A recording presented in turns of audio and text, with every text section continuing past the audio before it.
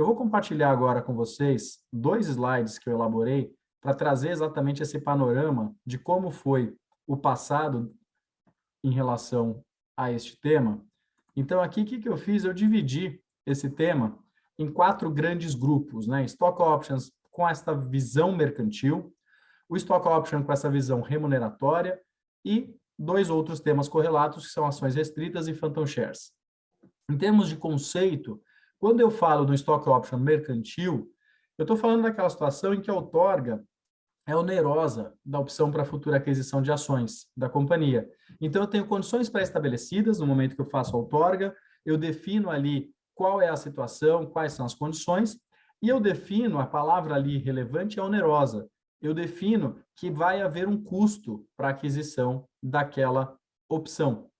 E, obviamente, quando eu tenho esse contexto de regras claras, pré-estabelecidas, eu tenho um custo de aquisição, eu estou dando exatamente essa roupagem mercantil. Então, em termos de natureza, claramente, num plano desse, eu tenho uma natureza mercantil e a tributação é apenas na venda das ações sobre um eventual ganho de capital após a transferência, o que for de valorização real daquela ação. A contrapartida pelo beneficiário, essa necessidade, obviamente, da contrapartida financeira, então o preço de opção e o preço de exercício, e a gente tem ali um impacto no beneficiário, o imposto de renda no ganho de capital na venda dessas ações. Quando eu começo a olhar para os outros 3 grupos aqui que eu trouxe, tentando resumir de uma maneira muito objetiva todo o histórico que nós temos de autuações e julgamentos no CARF, a gente olha para todos os outros cenários com essa natureza diferente de mercantil, ou seja, com uma natureza remuneratória.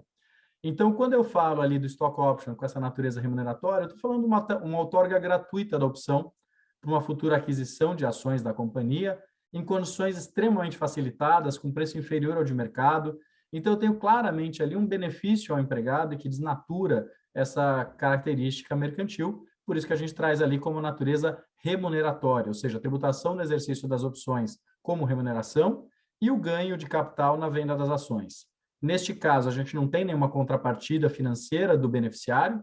possibilidade de condições de permanência e performance.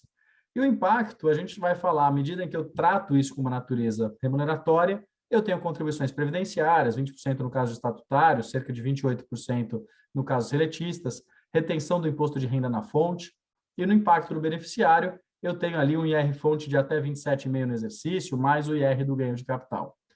Quando eu olho para os outros 2 grupos de ações restritas e Phantom Shares, a gente tem uma situação muito parecida. A gente tem uma série de elementos comuns ali, ou seja, nas ações restritas, o beneficiário recebe gratuitamente as próprias ações, mediante o cumprimento ali de uma certa condição, via de regra, uma restrição de venda, né, que a gente chama de lock-up. Natureza também remuneratória, né, eu tenho, obviamente, ali uma tributação sobre o valor das ações na data da transferência aos beneficiários, não requer uma contrapartida financeira, então a possibilidade de condições de permanência e performance, e uma tributação muito semelhante ao que a gente tem ali de impacto na companhia e impacto para o beneficiário de quando nós tratamos de stock options nessa natureza de caráter remuneratório. E, por fim, uma da outra figura bastante relevante, bastante comum nesses julgamentos do CARF,